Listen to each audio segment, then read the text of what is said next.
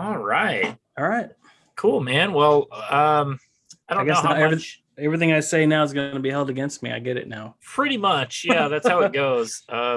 Most of these episodes start with me saying something like, let's just jump right into it because it's pretty casual Yeah, and we usually just talk for a little bit and then depending on how the conversation goes, that's where it starts. But that's fine, man. I'm I fine try with to keep it whatever. I try to keep it about an hour. I don't want to monopolize too much of your time. And also, you know, I got my own time to be considerate of, like editing. I I, totally get it. yeah, I like doing this because I like talking to people, but man, this can't be like a full-time gig for me. That's why most podcasters have like a team. They got Yeah, somebody who does it, somebody who edits. You know, right. Well, someday maybe if I can break that 100 views, maybe. But yeah. until then, This one's going to do it for you. I certainly hope so. I mean, I don't, not to toot your horn a little too much, but you're certainly the biggest name that I've gotten so far. So my first question to you, Chris, if you don't mind me being a little straightforward, is uh, what is the secret handshake Do it. to break into the comic book industry? Like, what is the? I don't know if you're allowed to divulge that, but like, you're a guy who's made it as a cartoonist, so can you just tell everybody else how to make it? What's the secret Yeah. password? Oh, it's super easy. Yeah. It's just actually, kind of, I've been doing this for 16 years now, and I look back on it, and everything I did was wrong, completely backwards, and completely like against everything anybody would actually ever recommend you do. Like, for example, when I first started, like back in 2005, I kind of wanted to dip my toe into comics, right? Because I'd always wanted to do it, and I had a full-time job, so I kind of had the luxury of kind of having like an evening hobby. This was like pre-kids and all that. Mm-hmm. And so I was working on this thing called Chickenhare, and I had this idea of doing. So I did like a 22-page comic, I guess. I'm going to use the word loosely, Yeah. because I was kind of using it, just to try to see what would happen, right? But so what I did was I got it on like all the publishers' websites. It was like all the indie ones, all the creator ones. So it was like Dark Horse and Top Shelf at the time, and I can't even think of all the other ones. But I did not to like Marvel or DC or anything. But anyway, so I got on. They had like submission guidelines, of like what they want to see and that mailing address. And so what I did was, when I was working at Hallmark, I just went in on a weekend and printed out like 30 copies of this comic book, and Mm-hmm. and and then I mailed it off to these guys thinking this must be how you do it.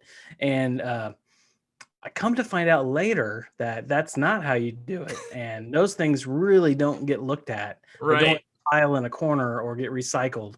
um, I was lucky enough that somebody saw my art and thought that it might have some potential, even though everyone I sent it to, including Dark Horse, which ultimately ended up picking up Chickenhare, everybody passed Mm-hmm. across the board. I had, in the age of emails, I had responses in like 2 days of saying thanks, but no thanks. Man, that's incredible that you got responses even. It Because like was, what I yeah, hear well, these days is like yeah. people don't even get It responses. may Like, it may have changed. I mean, like I said, this was 16 years ago, and right.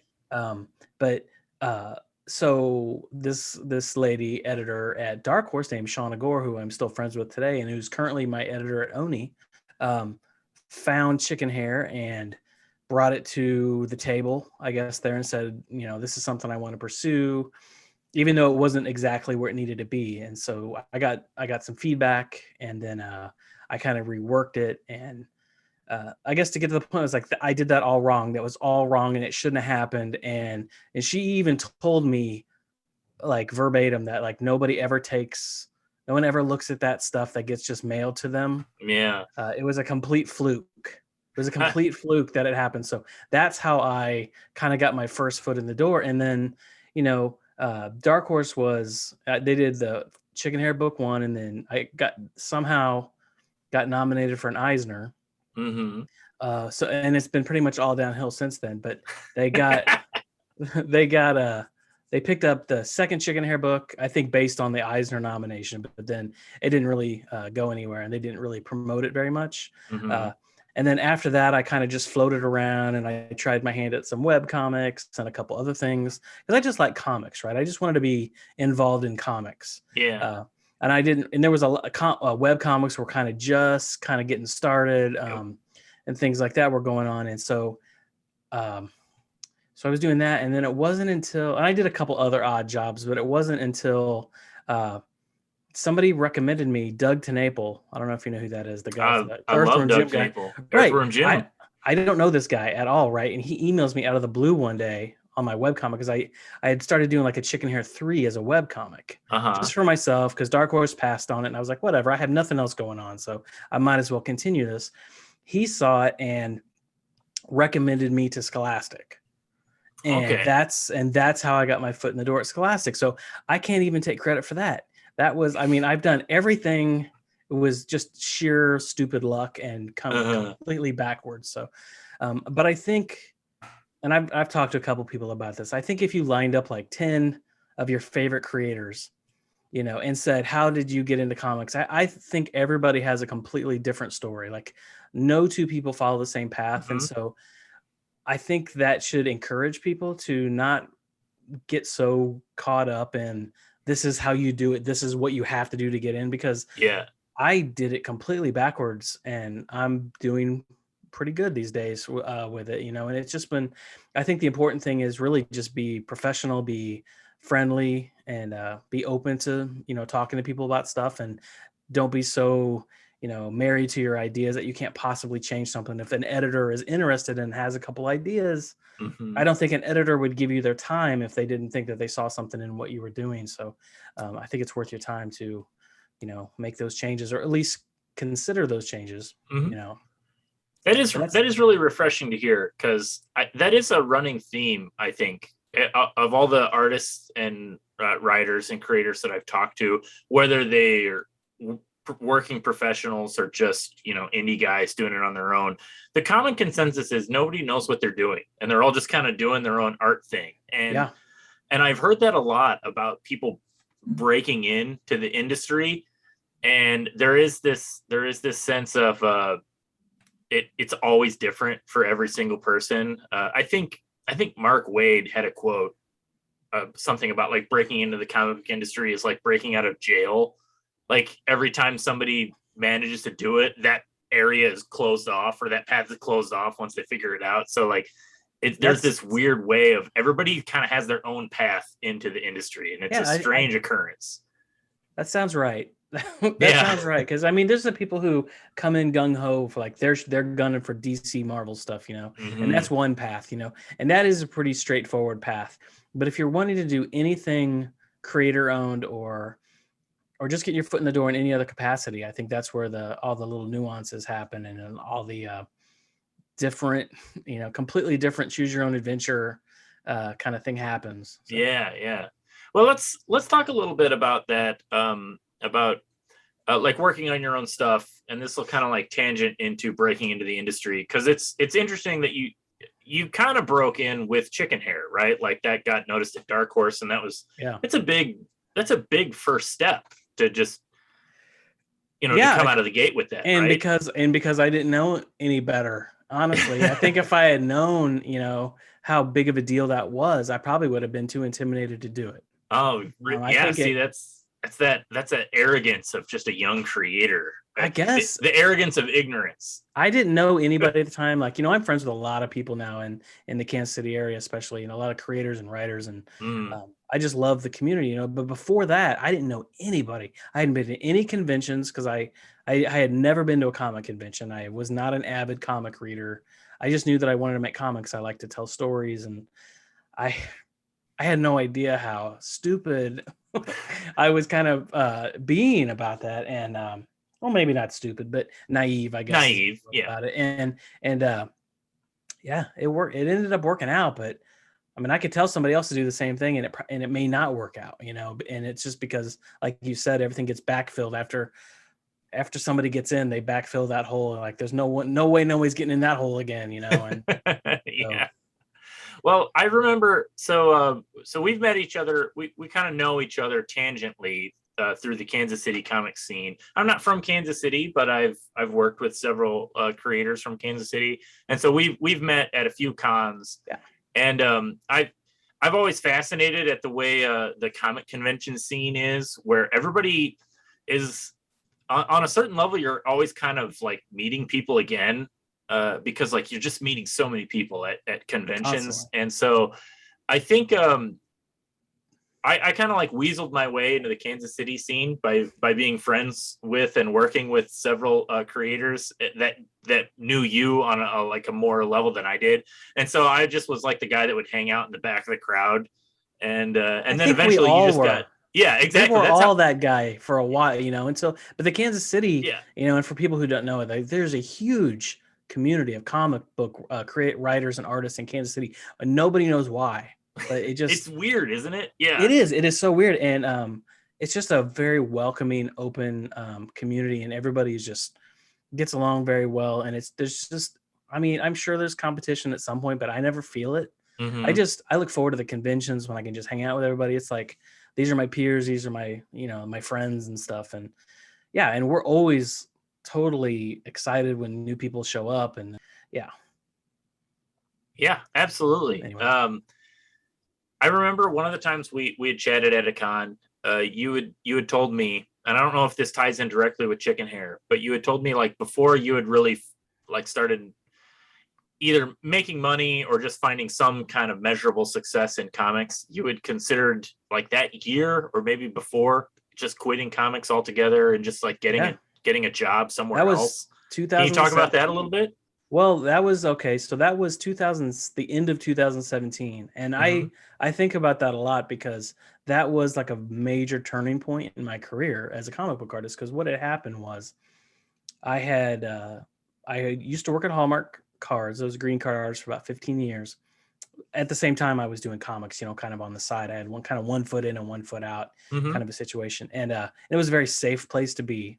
You know, you got an income coming in. So you didn't really have to make money at comics. You just had to, you know, it was just fun. It was just, I just go Yeah. to shows and I'd hang out, and, you know, it was just a great time. And then Hallmark has gone through some pretty hard times in the last decade or so, just because, you know, emails and free long distance on cell phones has really killed greeting card, you Yeah. know, stuff. And so I was on at that point, like the most recent round of like layoffs where they laid off pretty much all the cartoonists and stuff. Mm-hmm. And I guess they just figured that they'd be able to pick that up on freelance on the back end. And they didn't. But Yeah. That's a whole anyway, nother yeah, that's podcast. a whole nother podcast. But so, but at the time when I had been let go, I had this idea for a book called Time Shifters. And I had just lost my dad previously to that, and just before that, and there there it is. Look at you. I love this book. I told you And this the day after I bought it from you. It's a I remember that. fantastic book. Thank you. And I read it. I read it in one night, like the day after I bought it from you. I remember that. I remember that was my favorite response I've gotten from anybody. You just said Chris Grine, like, and that was your response to it. So I love that. So but so my dad had passed away, and then I kind of wrapped up some of that into the story for Time Shifters, you know, about losing a parent and stuff. But ultimately what I had done was I was let go from Hallmark, and then but I already had this book that was just about ready to get started with Scholastic, and I kind of deferred my I guess anxiety or stress from losing a job into this book. And hmm so I was like, I didn't know that I had done it, but I like hung all my hopes and dreams and everything on this book being this big success. Right.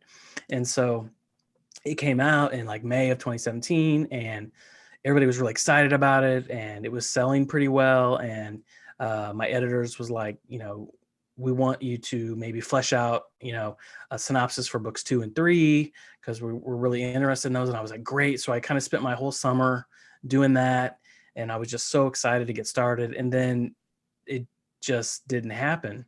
And you know, for whatever reason, I guess Scholastic, in no fault to them, I mean, they're a business, you know, and they kind of hmm they decided to turn left when I thought they were going to turn right, you know, and they decided to go a different direction. And so what happened in that moment, and that was in like October, was everything crushed down on me.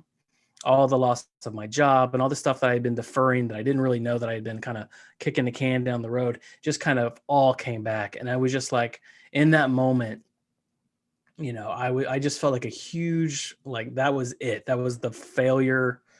I'm just done with this, because I put everything into that book and then it just went nowhere. Mm-hmm. And it was really, really hard. And because anybody who's worked in comics knows how much time you put into this stuff. But for people who don't, that's like a year and a half of my life. Like every minute of my work, time was put into this one book, this story. And then to have it just kind of flop to some extent. I mean, it sells well and it's got really great reviews, but it just didn't take off like I think everybody had hoped it would, and myself included. And so that was about it. Like I remember I just crashed. It was terrible. I told my wife, I'm like, that's it. Like I'm like this 40-year-old dude, I can't keep doing this, right? I don't have a job. Now my comics aren't doing well. We have 2 kids. I can't just, I'm going to go draw today, right? That's not, that just seemed irrational. So I was ready to just be done with comics. And, because it's, it just is what it is. It's very hard to get over that. And about sometime in December of that year, Scholastic reached out to me and they were like, hey, we have this, we're wanting to maybe do this adaptation of this book series we've got. Would you be interested in trying out for, Animorphs? And I was like, yes, please. Because at the time, all I was thinking is that I need money. I need income. I need income. If I want to keep doing this, so that was some income for me. And I was familiar with the books, but I hadn't really read them because they came out about the time I was in college, right? So nobody's got a lot of time for extracurricular stuff when you're getting into college and trying. Well, I guess maybe some people do, but I didn't. I was very, very focused. So I jumped into that with like both feet. Like, okay, this is my last shot at this, and it has turned into like one of the most wonderful experiences of my life. Honestly, the fandom is fantastic, and that's great. It's just the most overwhelmingly positive group of people I have ever been involved with, and the original contract was for like the 3 books, and they've extended it to 6 now, and it's just awesome. It is awesome. That's great. Have you? Like you, I never read the original Animorphs books. I think I'd probably aged just slightly out of it, So that's where I was at. I was getting into like cool adult stuff like Akira and Ghost in the Shell and other manga, and I didn't have time for young adults books. But I have talked to some people that are like way into Animorphs because it has a pretty hardcore fandom. It's got a very hardcore fandom, but they're all like overwhelmingly positive. It's like, well, I'm glad to hear that because that was the opposite of Star Wars. It's the opposite of the Star Wars fandom, which I'm also a fan, a member of, but we're much more harsh on that stuff. Oh man, I mean, we could do a whole podcast about Star Wars. Like, absolutely. I spent many years of my life entrenched in Star Wars. I was, check this out. Look at this. I see that. I just got back from Galaxy's Edge. Got myself a Luke Skywalker's lightsaber from Return of the Jedi, and then I also got Vader's. Oh man! Oh my god, these so are cool. They are the coolest things ever. It's so cool. The 7-year-old in me was just like, this is happening. We're gonna buy both of these, and they're amazing. But like I'm a huge Star Wars fan. Most of my shirts, I'd say 90% of my wardrobe says Star Wars on it. So I went through a purge phase where I was like, I don't want to make this whole podcast about Star Wars, but I went through a phase where I was like, I love Star Wars, I hate Star Wars, and now I'm like, I'm okay with Star Wars. It's just not my identity, I just love, it's just part of, like, I don't think it's my identity either, but there's just a very real part of me. Like, I recognize that now. Mhm. I kind of take stock in your life. Like mid 40 now, mid 40s, where it's like, That's the age. what were my influences, And like, I think it was Star Wars and it was the Muppets. Mm. Well, I mean, I actually think that shows in a lot of your work. Because as I alluded to earlier, I really love Time Shifters. It has such a great emotional core, which is something that's present in like Muppets. Like, I see when you say Muppets as an influence, that makes perfect sense to me, because like Muppets, like Jim Henson style, really did have like a great emotional core. And there's a lot of great comedy and silliness built around it, but it had something solid there in the middle. And I think Time Shifters definitely fits with that. That's like the biggest compliment you could possibly give me. So well, thank you very much. That's what I'm here for. But so I did read Animorphs though, and I enjoyed it. I can definitely see, like, although as I said, I'm like aged out of it, I can see how it would affect people, and like the same way that I have like another like a kids or a young adult entertainment that really like connected with me when I was the right age when I saw it was the Secret of Nim film, like Don Bluth. Like that just like that's like etched in my head in such a deep way. And I can see a lot of similar things like in Animorphs, just with, again, echoing what I was saying earlier. Like there's an emotional core, there's adventure, there's some fun. It's I can see how people would connect with this. I did have a question though for you about. I want to talk about adapting the work, just in a general sense, like what it was like adapting the work. But I did talk with somebody who did read the Animorphs books, and they were a fan, and they wanted to know whether or not this was a decision that was made. Have you ever read any of the original Animorphs books, or did you read? That was a dumb question. I assume you did in preparation for making the comic. Yeah. So did you notice how making in the books always had the little image like in the corner, and it was like the flip animation of the evolving of the kid turning into the animal. Was there any talk of adding that to the comic?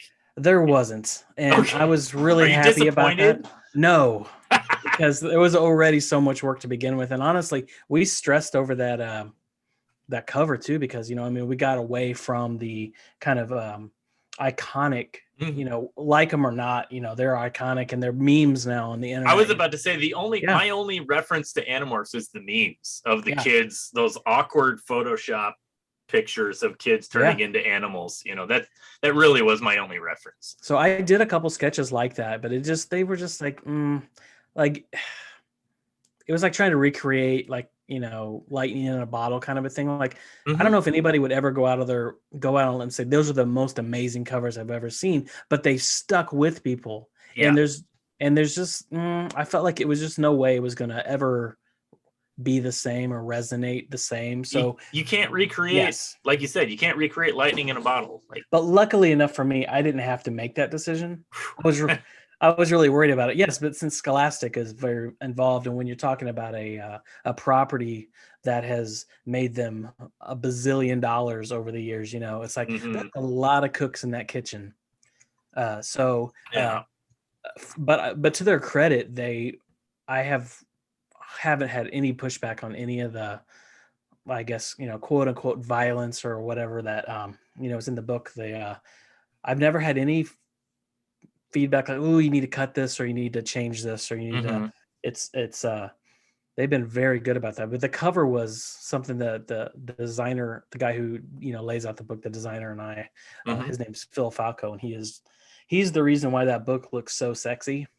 Yeah, he is a really good designer, and he makes me look good. They're good covers. Yeah, he did a great job, and so luckily, like I said, I didn't have to make the decision. Like I turned in a bunch of sketches, and then they kind of narrowed it down, and luckily, like all that traditional kind of looking Morphe type stuff was off the table. So I was like, it was kind of a relief. Like it felt like a safe place for me to go, because I knew that that's what the fans wanted, right? Yeah.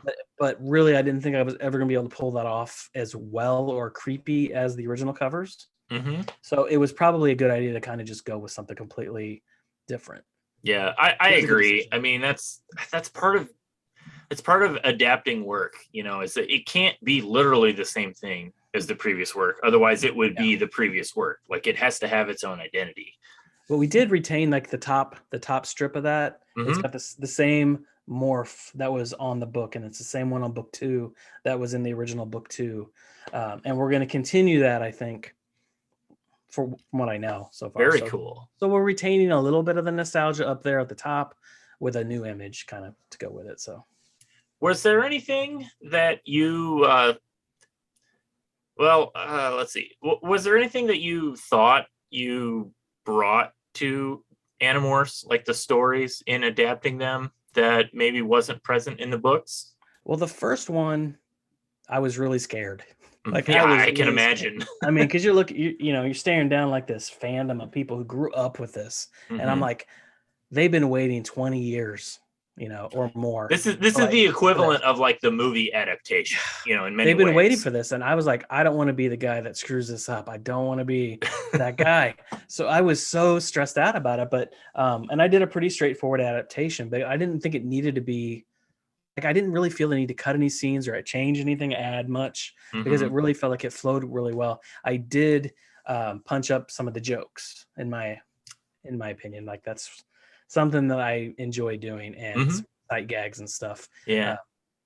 And I didn't do it as much as I wanted to in the first book, but I did it as much as I felt comfortable, because I was like, this is somebody else's babies, and Sure. I hadn't Yeah. actually even met the authors, Catherine Applegate and Michael Grant, Okay. until after the book was done and it was coming out. That's when Mm-hmm. we did like a live, like a Zoom thing at the Barnes and Noble on the launch day. That's Yeah. the first time I actually ever met The them. first time you met them was the day the book released. And they are just wonderful. They're just like the nicest people ever. I was so nervous, but Yeah. the second book, and even going further into the third book now, which I'm inking right now, but I Mm-hmm. feel much more relaxed, and like I added so many more jokes in the second book. So I felt more Yeah. like I felt a little bit more ownership of the characters, and a little bit more like I still adapted it pretty straightforward, because again, I Mm-hmm. felt like the story was solid. There was really no reason to change anything, Yeah. but any chance I could to add a few extra jokes here and there and kind of bring my own kind of style into it, I did. Yeah. I watched a few YouTube reviews of the books I because, don't as do you that. know, I don't I do was that. that was going to be my question, was like, do you pay attention to the reviews? Do you get Well, here's my feedback from the fans? well, here's the thing. I can't remember where I heard this at, but a couple years ago I heard this, and I live by this now. That if you read and believe the good ones, you You have gotta to believe the read bad and believe the ones. bad ones. So Yep. I'd rather just not read any of them. I'm with you on there. Well, I watched a few reviews, and the ones I saw were all pretty much actually echoing what you're saying. Was they liked the first book because it was pretty much a straight adaptation with maybe just a little bit more humor like peppered in. But otherwise, it was a very faithful adaptation, is what I heard. And it sounds like the second one. I haven't read the second book, but it sounds like I'll it get you a does. copy in a few weeks when I see you.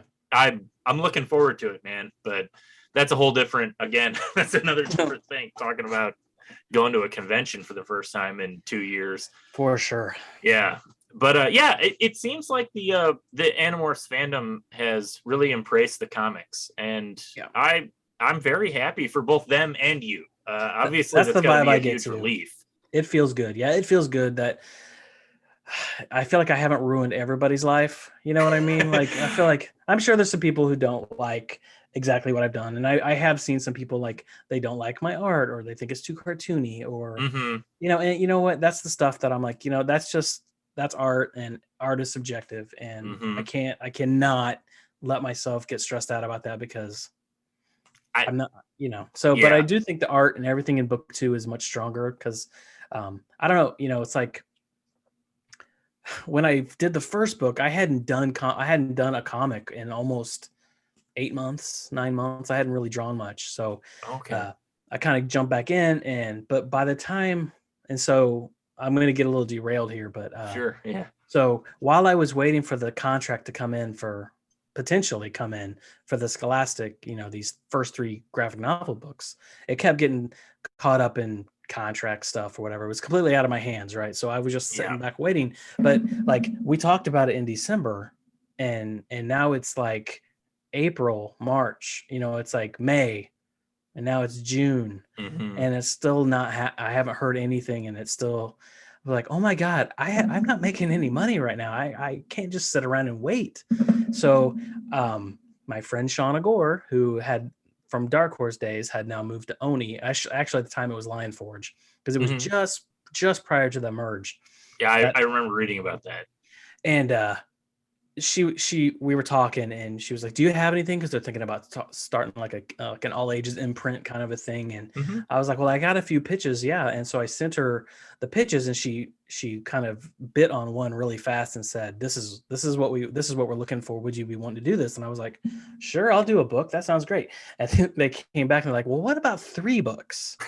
And I was like, well, yeah, I would love that, because I've never had a chance to do like a guaranteed sequels. Like I've planted, like in Time Shifters, there's a lot of seeds I planted, but I never got to pay them.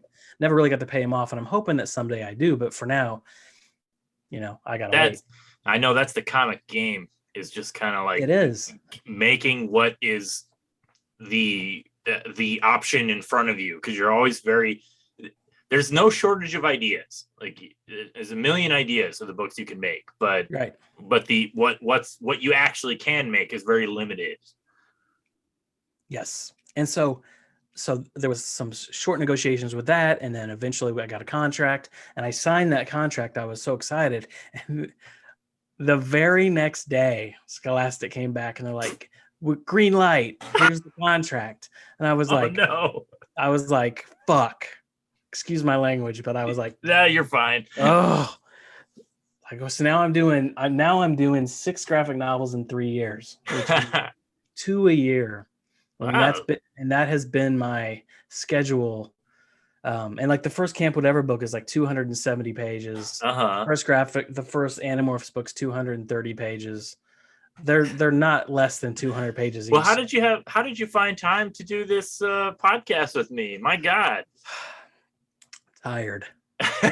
Well, I appreciate your time, sir. No, I've gotten really good at streamlining my process and sticking to my schedule. You know what I mean? It's like there's not really any days off, but at the same time, it doesn't feel that as grueling as it probably sounds, because I also work pretty quick.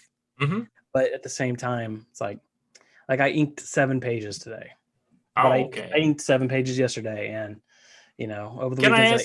Can I ask you a little bit about your process? I'm curious, because I know like a lot of the books that I've seen, it's just like art by Chris Grine. Like, do you do the whole thing? Pencils, inks, and colors, letters, like the whole thing? Everything. Man. Yes. A lot of work, buddy.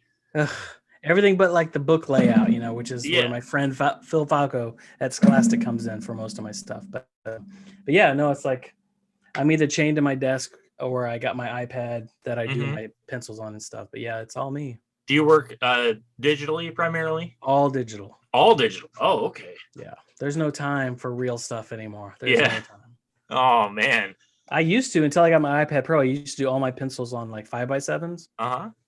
With like a mechanical pencil. So the pencil line was really small. It was really thin. Yeah. So it worked really well. But as soon as I got my iPad Pro, I was like, oh, that's done. Because the whole point of the 5x7s is so I could take them anywhere. I could work anywhere. Yeah. Just have them with me. But that's the same thing with the iPad now. So I can just when you work digitally, do you do like a pencil layer, like a rough layer, and then do you like go in with the fine inks, or how fine of a pencil work do you do? Like on the iPad, they're pretty tight. My pencils are pretty tight. Yeah. And the reason is because I discovered something about myself, which is if I don't make all the decisions in the sketch phase, then I will noodle and never finish. Inked pages will take me twice as long to do them because I didn't resolve something, like how a hand is supposed to look, or a foot, or something's weird, or they're, it's like, ugh. Yeah, no, I know exactly what you mean. Yeah. It's a similar thing with scripting comics. I think there are a lot of artists out there that work really well with the most full detailed script ever, just so that they don't, it's just one less decision they have to make later on, you know, and if you can just do all that, the heavy lifting, as it were, you know, all the big decision making early on, and just like each step gets less and less work. Yeah. So I get that. Yeah. I've seen artists like I'm friends with like Ryan Brown. I don't know if you've seen any. I love Ryan Brown. Yeah, his sketches. His sketches are ridiculous. I look at his pencils and I'm like, what is going on? Okay, you got like 3 different colored pencils you've been working with, but I still can't see what you're doing. And then then I'll see his inked pages and they're like ridiculous. And I'm like, I don't know how you pulled that out of that sketch. Yeah. I would have never been able to. I would have still been drawing that, you know, and so I just know about myself that my pencils have to be pretty tight, but I think that saves me time down the road. Just kind of recognize. No, I think so. Yeah, that makes sense to me. Yeah, a lot. I think a lot of creators are like that. I'm like that. Like when I'm, like if I'm writing, I spend so much time on the script before I've even typed a word. It's just like I'm just like working it out in my head, and I get like outlines down, and then it's like everything needs to get down right away, and then the editing process just goes relatively smoothly because like I've done all this work beforehand. Well, once you get it all out, you're right. Once you get it all out, like the first draft, so it's impossibly more easy. Like it's hard to even explain how much more easy it is to go back and start revising than when you're looking at like a blank page, because I read an interview with John Swartzwelder, who is I think he's the most prolific writer to ever work on The Simpsons in its heyday. He's got like 39 or 40 episodes directly credited to him, which is the most amount of episodes any single writer has scripted for The Simpsons. Simpsons guys know him. He's a legend in the you know. And he talked about the writing process, and he said he would just spend a day just writing the most bare bones script ever, like Homer does a thing, Marge disapproves, Marge goes, you know, and because you just need to get the skeleton out there, because writing sucks, but editing is fun. And going back and just like crafting the scene and just knowing, okay, here's the scene, how do I make it good? That's fun and a little bit like easier work than just like, you just got to get something out there and get it all like structured, and then you can work with it. And a lot of creators struggle with that, where it's certainly something I struggle with, where I want it to be perfect the first time, and it's like it won't be, like it can't be, you know, like like good art comes from fine tuning, you know. Well, also sometimes too, like if you're writing it, like I'll find like when I'm doing like outlines, like real broad outlines, like I'll have like an idea of what's going to happen, but like halfway through, like something completely different happens, and then I'm like, well, you know, that's what the rewrites are for. That's what the second edit's for, you know. And so every time I do that, it gets better and better, and it becomes more cohesive. And so when you're working on your own stuff, do you write out full scripts, or do you kind of work loosely, like script to art, just kind of write as you draw? Well, I didn't used to, but with the Camp Whatever series, like I'll grab that copy of that. Hold on.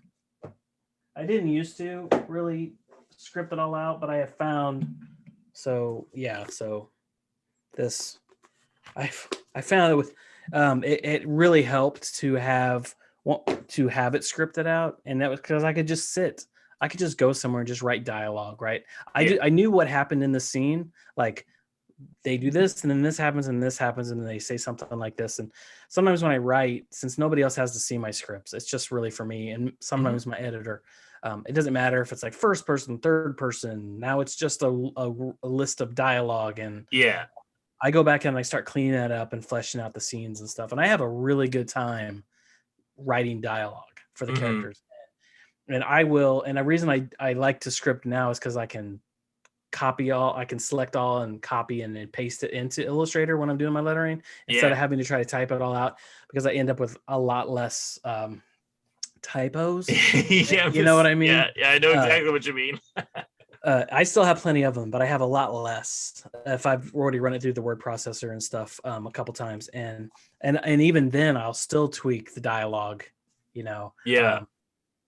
I'll think of something funnier to say or whatever in the moment. Yeah. But I did my my book Amoral Stingray, and the artist that I was working with for the first 2 issues, Kevin Bant. We were doing it in kind of the Mighty Marvel style, so I would give him like just a paragraph explanation for the page. He wanted to just lay it out how he wanted, and I just kind of give him the main plot points, and then I would write a lot of the dialogue and the narration after the fact.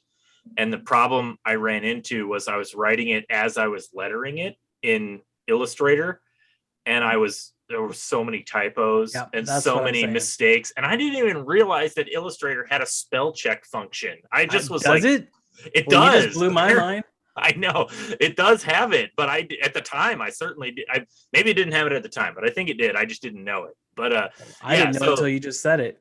It's there, and so I was like spending so much time like typing things out and then like constantly going back and forth and checking it, and there were so many mistakes that got caught. I had like 3 editors on that book. Like I was passing it, I had the editor, and then I would have like my proofreaders, and there were so many spelling errors and just other typos and stuff that got caught. Thank God. I'm sure there's still some in there, but and with Scholastic, it's like they've got like 5 or 6 rounds of copy edits. I have to imagine, yeah. It's crazy. It is crazy. And literally, I'll get like the first round, and it's just like a minefield. Like the dumbest person in the world. Like I'm embarrassed that they even had to read this or look at this, And then I'll fix all those edits, right? And then the second round will come in, and it's like worse than the first one. There's more. I know. Yeah, there's even more. It's just like even worse. And finally, by like the 4th or 5th time, it's pretty much down to like the last 2 or 3. But the first couple times, I feel like I need to show somebody that I actually graduated from college and high school just to prove that I have some understanding of grammar. That's just what writing is. Ugh. I mean, dude, I've been writing, and I will reread a sentence a million times, and I'm like, yeah, that looks fine, because there's just a thing that happens in your head where it's in your head, what you want it to be, and you're reading it that way, even though there's a mistake, and somebody that's not connected to it will be able to catch that. But even then, they won't catch everything, because everybody has their own little things that they kind of just like the human brain naturally glosses over like little things like that. And that's why, you need several people to read your edits.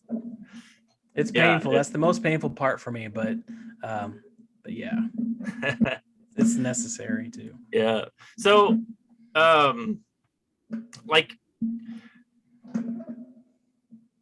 it's a weird question, because I want to talk a little bit about like working on your own comics versus working on like an adapted material. But I always hate the way people phrase these questions, because like it's like, obviously I can understand the creative drive to work on your own things, but also obviously I can understand the need to get paid to work on other people's things. So is there a way you can balance like working on your own stuff versus like taking paid work with that's not just working all the time? Probably. If there is, you'll let me know. When you figure it out, you'll let me know. Well, one of the nice things is as having an agent, which I know a lot of people don't necessarily have. That's another one of those secret handshake things. Right. Once I had like a contract for Scholastic for the Animorphs books, then now I have a new precedence for like, this is how much I got paid on the last graphic novel kind of a thing. And it doesn't matter that it was a work for hire or that it was, whatever it was, right? So, when the next thing comes up, it's like, well, this is what he got on the last one.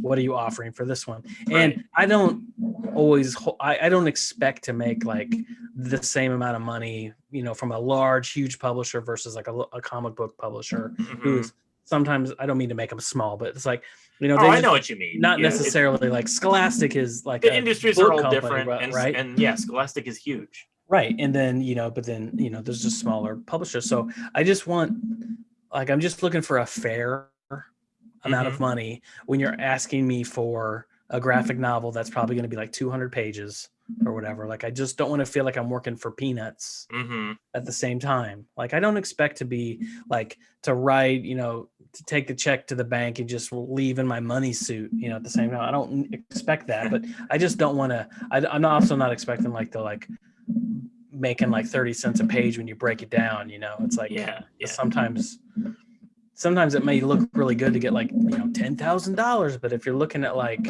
you're doing the pencils and the inks and the lettering and the writing and everything, Mm-hmm.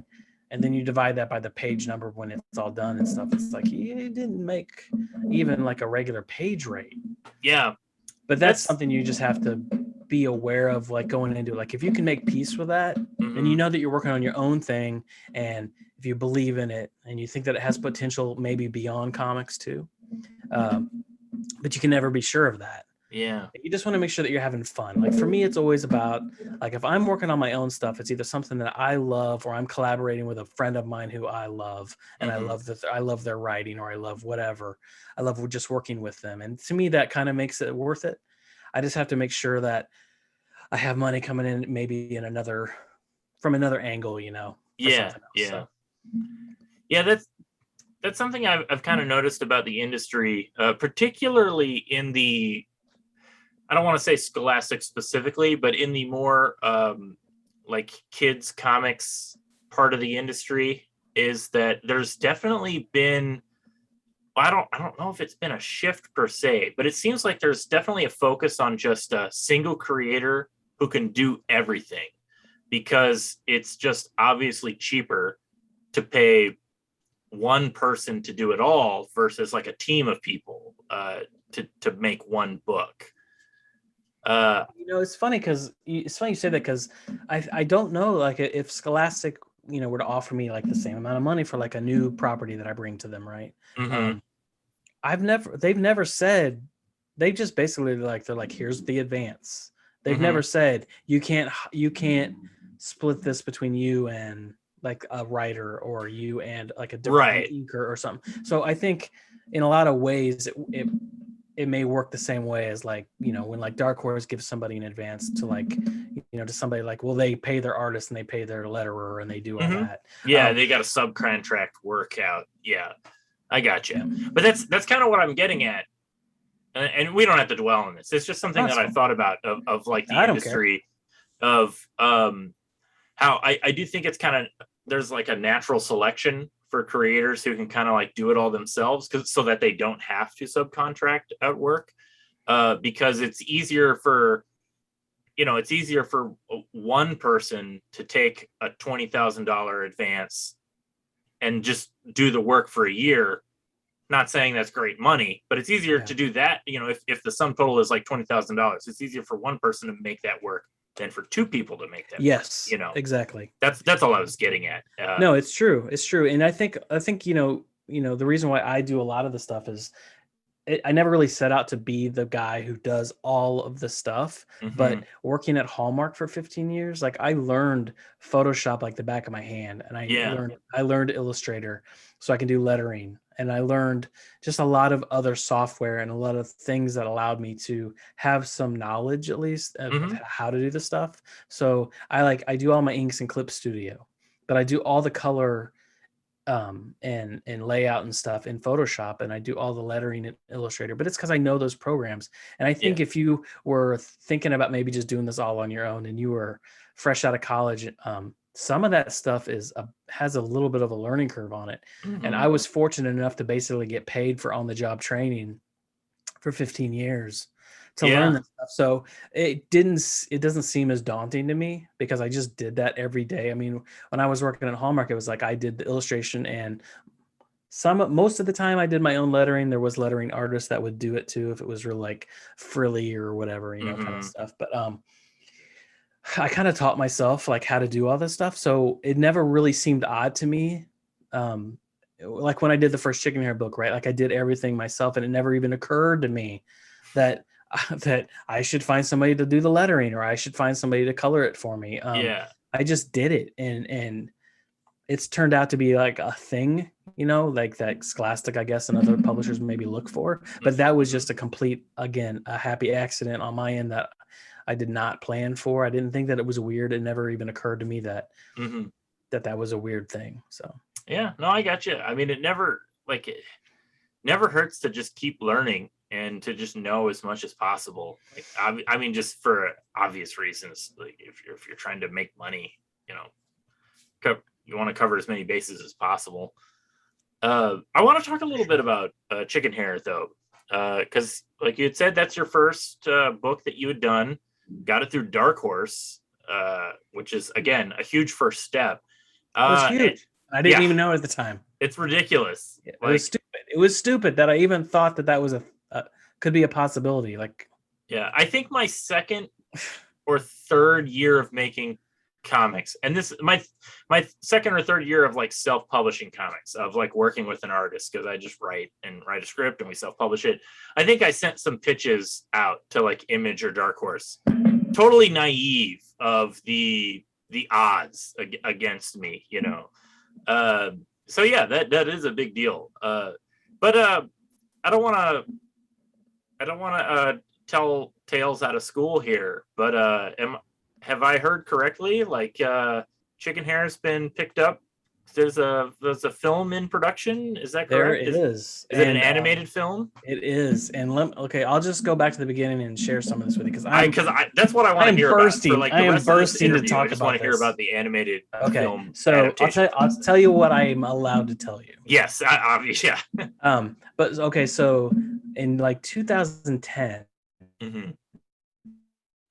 in purposes at 2010 was dead, right? Mm-hmm. I had taken Chickenhare out back behind the shed and just shot it. It was dead. Like, I had moved on. That was my first thing. It really wasn't going anywhere else. I was done with it. I was ready to kind of move on, right? Mm-hmm. I still loved it, but I was done.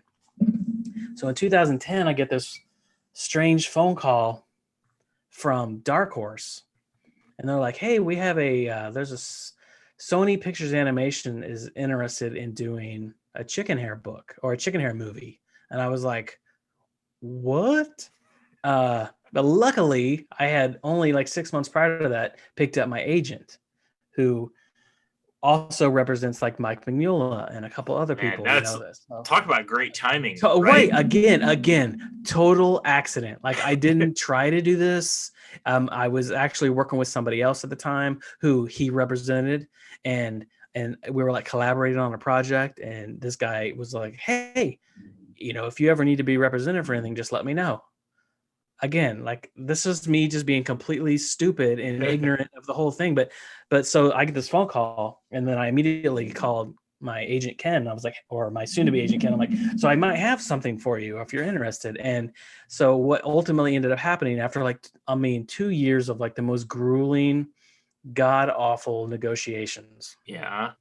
Sony Pictures optioned the Chickenhare movie, and they hired this guy to write a script. And while it was pretty much completely different than my books, you know, and I think as a creator, your first instincts would be to be like, "What the fuck?" Right. Yeah. It is so good. The script was so funny and did things with my characters that I was pissed about because I didn't think of them. Oh, right. That's one of those, like, it's like problems you want to have. But yes. I get you. Yeah. Never at any point was I mad about this script, even though it was completely different than my books. And so it went round and round, and it got optioned again by Sony, you know, because there's like an 18-month turnaround, right? Then they have the option to re-option it. And then they did, and then it expired, and that was that. And I was like, well, that was fun, but it sucks, right? Yeah. You get excited, but you realize that, you know, to actually have something get optioned and then on top of that actually get into production and get made is very unlikely. Yeah. It is so much work. It is just hard, get a Hollywood movie made. It's like a miracle that anything gets made. I know. And so what happened was it just went away, right? And I had just moved on. I had done other books, and I think I'd done Time Shifters, and because I think this was like 2018, maybe it was 2019. I'd have to look, but it doesn't matter. Anyway, I remember. So the last time we talked, which would have been at AirCap in 2019, I know you You had made mention of it then in Okay. top secret status, Then it might have been right just prior to that, like maybe just Okay. summer prior to that. But anyway, like I was at dinner with my wife and kids. We were eating pizza, and I get a weird phone call, and I look down, and it says Dark Horse because I had them in my phone. I was Dark Horse Entertainment. I was like, what the hell are they calling me about for? Because Right. this thing's dead. Like, what do they want? And they were like, yeah, there's this studio called N-Wave. It's a smaller studio out of Belgium who is interested in picking up the Chickenhare, the script that's already been written from Mhm. Sony. It's called Turnaround for anybody who doesn't know. It's called, basically they just have to buy it out for whatever Sony invested in it. Mhm. They want to do it. And I was like, oh, that's cool. So a new option. That's cool. Like, they're like, no, they just want to do it. Like there's no option. They're just going to do it. They're going straight to the buy. And I was just like, what? So, then there was like 2 weeks of like negotiation or something like that, whatever. And it got picked up. And I just couldn't believe what was happening. But I was like, okay, well, this is a small studio, so I'm not expecting much. I'm expecting it to be decent, whatever. But Yeah, I know I'm what you kind of an animation snob. I really am. And mean. I know Preaching good to the choir animation. here. Yeah, it's I'm like, not an animator or much of an yeah, artist, but yes, animation snob. like I know what I like, and I know when like a show is, people are like, oh my god, this show's so good, but I'm like, yeah, but the animation is so bad I can't even look at it. Yeah. I can't get over the bad animation. Mm-hmm. And so I was like, what, it'll just be nice. I got a little bit of money coming in. I'll get a little check, and executive producer kind of a thing. Mm-hmm. But let me just say for the record that I have like on my computer right now, like 16 minutes of like different scenes, like finished animation. And I am absolutely beside myself with the quality of this thing. I could not be more excited. That is, That is ridiculous. The quality that this yeah. animation studio has done. Uh, I feel like they took this opportunity to like pull out all the stops and like make them like this is their big move. Maybe I Mm-hmm. don't know. It is fantastic. Oh, that is And, exciting to and hear. that's not even me just being like biased about it. Uh-huh. That's me as like looking at being very picky about the animation and stuff too. And I'm just like, God dang, they nailed this animation. It is fantastic. And I am so excited to be able to finally talk about it. I mean, it's been announced, so I can talk about it. But like, Mm-hmm. I'm waiting for like a trailer, like an official trailer to come out or Yeah. anything, because I just want to scream to everybody how excited I am for this. It looks so good. Yeah, So that's I'm pretty not trying to exciting. oversell it, but I'm telling you that as the creator and the person who is the most likely to be offended by Right. changes and things that don't look good, it is fantastic. I've worked with so many artists that are so protective of their stuff. And I think that's a natural instinct for a lot of artists too, Oh, I mean, because you it's spend so like much time with it. Yeah, it's like exactly your like baby. It's your babies. it's you, it's It so is. much of you is that art. And so yeah, I've worked with a lot of artists who they don't even like I don't they don't even like seeing some fan art of their stuff because it's just like it's just not what it should be. It's the art is me, the art is my thing. So yeah, that's I mean a layer of that is just like some artists need to just learn to be, let go. But no, that's great to hear. I'm so happy for you And it to should be see out actually, like, I think the first quarter next year. So soon. that was my next question is Soon. it's like when this is So coming out. soon.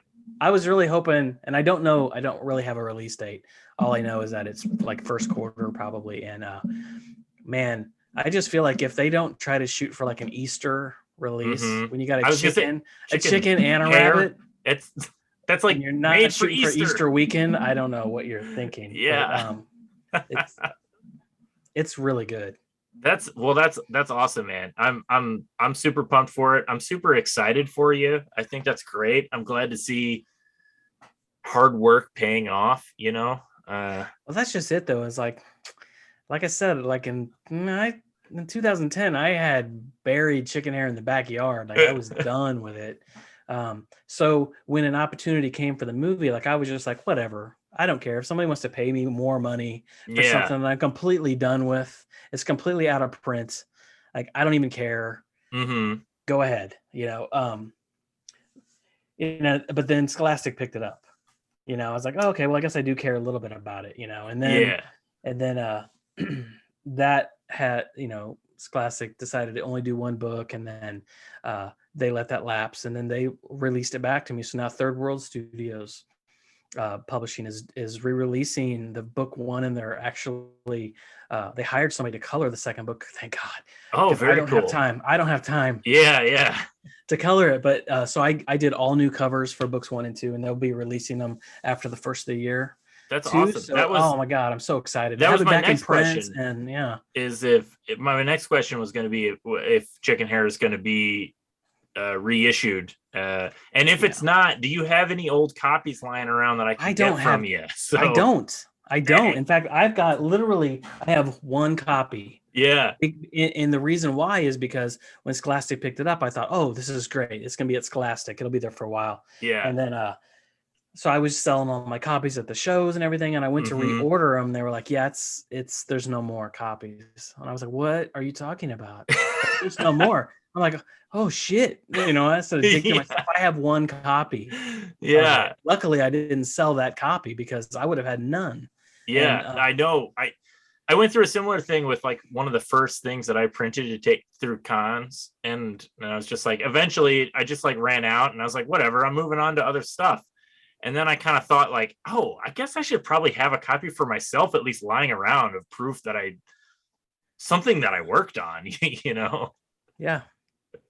At least one copy. Yeah. At least one copy. Yeah. I almost blew it bad, but I'll have some new ones after the first year, and I'm pretty excited about it, just because I think personally that the new covers I did for both of them are really strong. Because obviously, I mean, 16 years ago when I did the first Chickenhare cover, it's terrible. I don't know a single artist that doesn't look back on the work they did 16 years ago with disgust.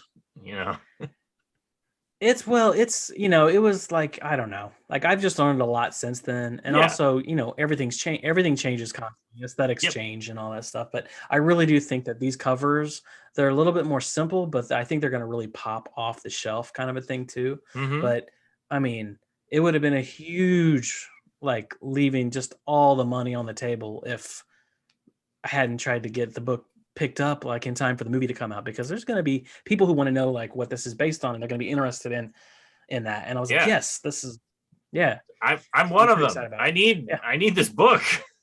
But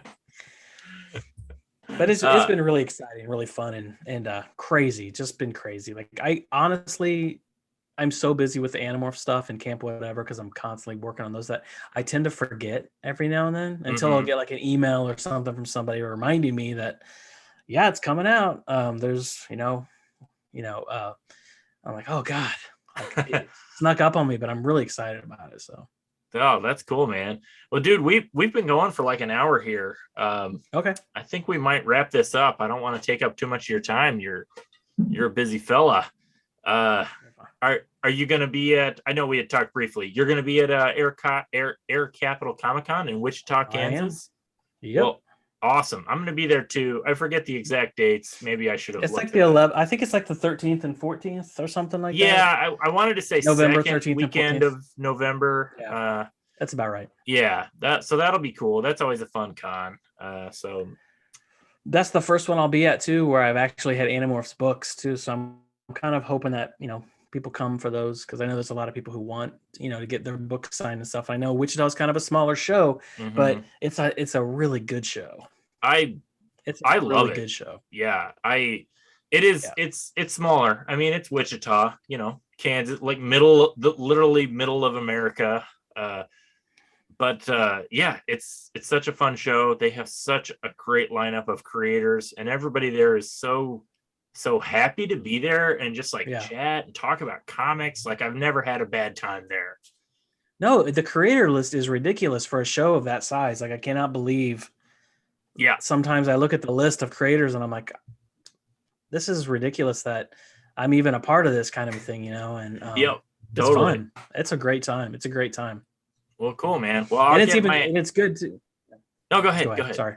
Yeah. I was just gonna say it's good too for people who come because there's so many creators there, but it's unlike other shows that are so big you kind of get swallowed up, or there's just so many people. I mean, you can literally go to just about anybody's table and just hang out and talk and get to know creators and writers and stuff that you haven't had a chance to meet maybe at the bigger shows because they're so incredibly busy or the line's so long. They're still busy at these shows, but it's not that kind of busy. Yeah.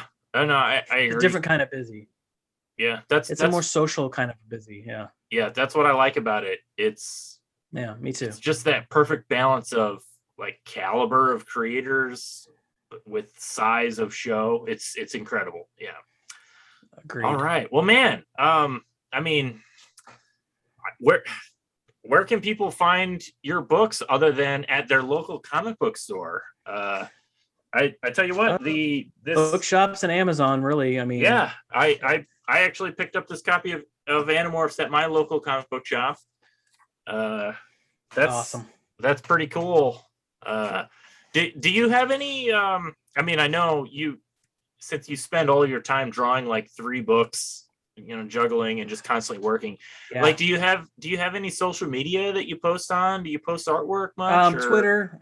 Yeah, I'm on Twitter most of the time. And it's just Chris Grine, no space on that, Chris Grine. And then Instagram sometimes, and that's Grinetastic.